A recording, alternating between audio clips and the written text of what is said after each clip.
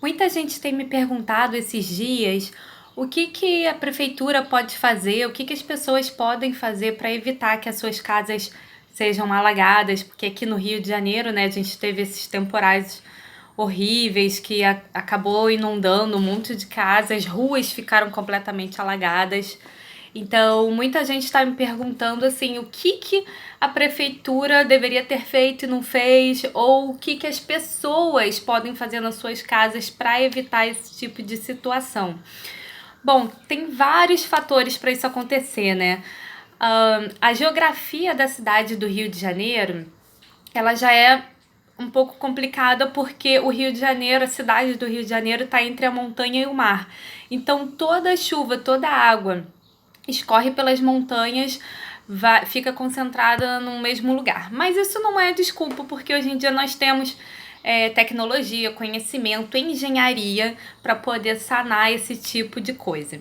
Então vamos lá. Começa pela tubulação de drenagem da água de chuva das ruas. Estar muito defasada. Então, com certeza, o tamanho da tubulação já não comporta o volume de água. Mas por que já não fizeram dessa forma, né? Bom, parece que com o tempo tem piorado a quantidade de chuvas, a incidência de chuvas e o ritmo com que elas acontecem está cada vez mais frequente. Mas fora isso, quanto mais construções a gente tem numa rua, num bairro, numa cidade, mais área impermeável a gente tem. Então, quando o terreno está vazio, o solo absorve um pouco dessa água, né? Porque o terreno é permeável. Quando você constrói, você tampa. Então, fica tudo impermeável. Então, o volume de chuva que cai nesses terrenos vai tudo para a mesma rede de drenagem da rua. Né? Então você imagina todo mundo construindo, todo mundo tampando os seus terrenos, vamos dizer assim.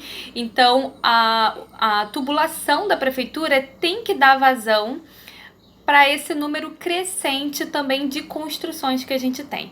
Uma outra coisa muito importante é que a prefeitura ela só dá licença de obras para terrenos, para construções que fazem testada, que fazem frente para vias urbanizadas e aceitas pela prefeitura. O que isso quer dizer? Que a rua tem que ter uma infraestrutura mínima de habitação e isso inclui a rede de drenagem. Então, se você comprar um terreno numa rua que não tem rede de drenagem, você não vai conseguir a licença de obras e não vai conseguir o habite. A sua construção vai ficar sempre ilegal. Então, muita gente compra terrenos nesses locais, nem sabe, né, que a rua não é urbanizada pela prefeitura, que é aceita pela prefeitura direitinho. A pessoa compra, acaba construindo irregularmente.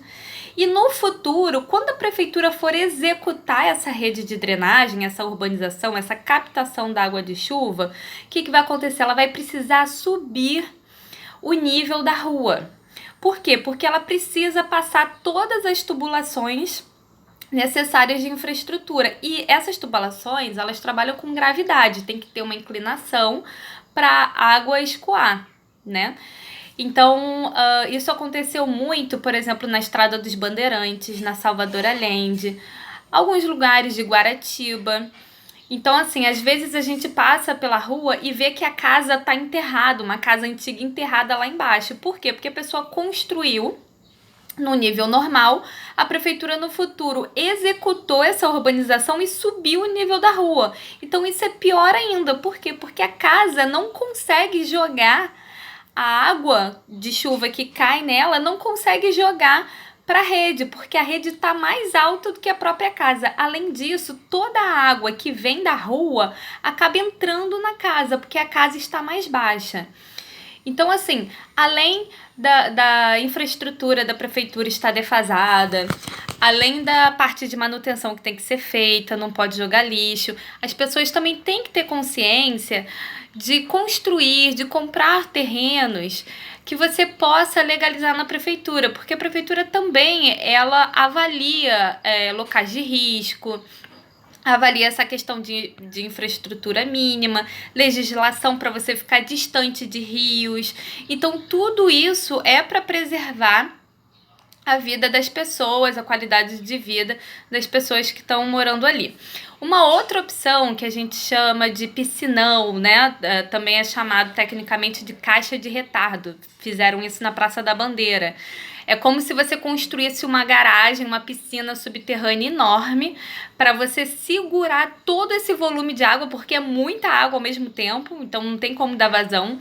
Então, essa água que tá caindo vai toda para esse reservatório e é lançada para a tubulação pública de forma gradativa, aos poucos. Então a água entra nesse reservatório e depois vai jogando aos poucos. Isso é ótimo, porque não sobrecarrega a tubulação.